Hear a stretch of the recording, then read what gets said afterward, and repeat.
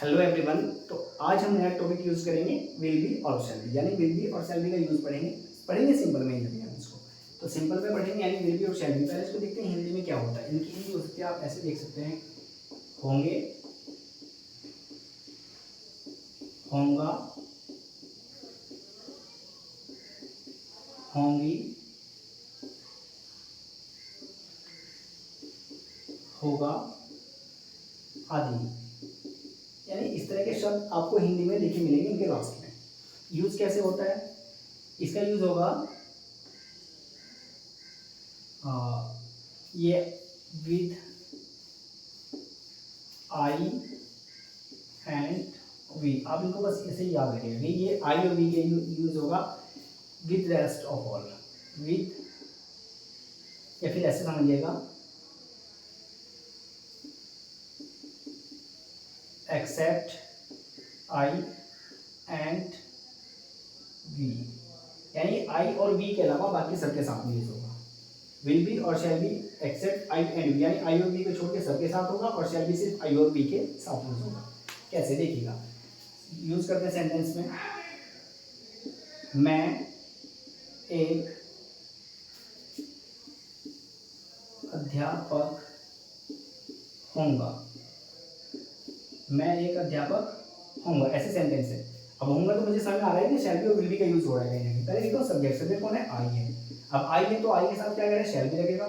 तो I shall be a teacher, I shall be a teacher, ठीक है। हम मैदान में नहीं होंगे, ऐसे सेंटेंस हो सकता है। हम मैदान में नहीं होंगे तो क्या होगा, वी, और उसके साथ भी शैल लगेगा। क्यों, क्योंकि देखो ये शैल के आई और वी के साथ शैल है, तो वी शैल नॉट बी। अब ये तो आएगा, नॉट आएगा बीच में, ये ध्यान रखिएगा। We shall not be in field, we shall not be in field, ये ऐसे सेंटेंस होगा। नेक्स्ट देखते हैं, वह कभी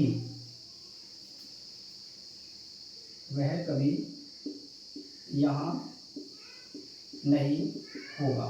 वह कभी यहाँ नहीं होगा तो क्या होगा, ही, अब आएगा विल नेवर बी। अभी ऐसा क्यों है, मैंने भी आपको बताया कि शैल बी या विल बी होगा तो नॉट इसके बीच में आएगा।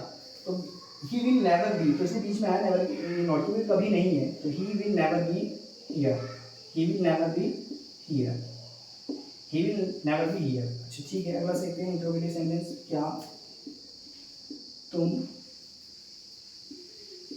घर पर होगे, क्या तुम घर पर होगे, ऐसा सेंटेंस हो सकता है, क्वेश्चन मार्क। तो ये क्या लिखा हुआ है, तो इसका हेल्पिंग वर्ब आएगी। पहले से देख लेते हैं, सब्जेक्ट है यू, तो आएगा will you be at home, will you be at home, ठीक है। नेगेटिव होगा तो will you not be at home, ऐसे हो जाएगा। बना देते हैं, जैसे क्या माता जी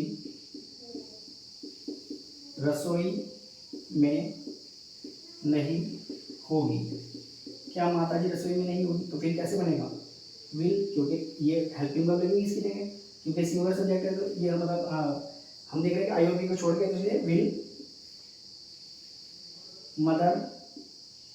मदर नॉट है, तो will mother not be in kitchen, will mother not be in kitchen. आगे देखिएगा, वह अभी कहाँ होगा, वह अभी कहाँ होगा। तो कहाँ के लिए मैंने बताया था कि आपको जब भी शुरू में पहले इंट्रोगेटिव वर्ड मिलेगा इंग्लिश में, हिंदी में लिखा हुआ बीच में, तो उसको आपको शुरू में लिखना है वेयर, और ये हमेशा हेल्पिंग वर्ब आएगी, where will he be, where will he be, ऐसे बना। अब अभी के लिए now, where will he be now, और उसमें नेगेटिव भी हो सकता है, जैसे तुम एक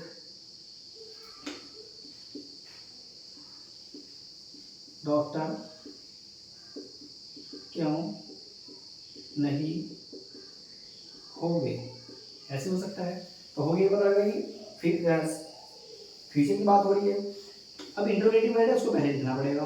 तो वाई, और हेल्पिंग वर्ब आती है तो वाई विल क्यों है, यू है। अगर आई मैं या हम होता तो शैल आके आई वी होता, लेकिन यहाँ है why will you not be a doctor.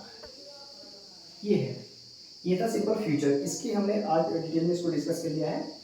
I hope कि ये आपके समझ में आया होगा।